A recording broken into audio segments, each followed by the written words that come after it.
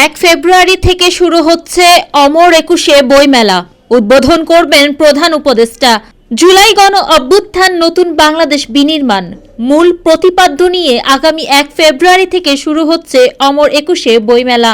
ওই দিন বিকাল 3টায় বইমেলার আনুষ্ঠানিক উদ্বোধন করবেন অন্তর্বর্তীকালীন সরকারের প্রধান উপদেষ্টা ডক্টর মোহাম্মদ ইউনূস।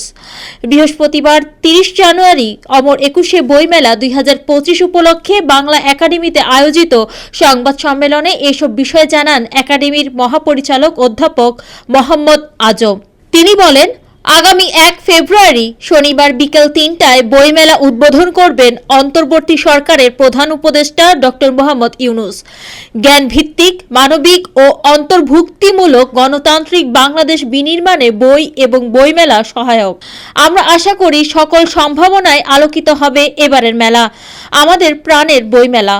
মেলার পরিচালনা কমিটির সদস্য সচিব ডক্টর সরকার আমিন মেলা প্রসঙ্গে বলেন, 1 ফেব্রুয়ারি থেকে 28 ফেব্রুয়ারি পর্যন্ত ছুটির দিন ব্যতীত প্রতিদিন বেলা 3টা থেকে রাত 9টা পর্যন্ত খোলা থাকবে।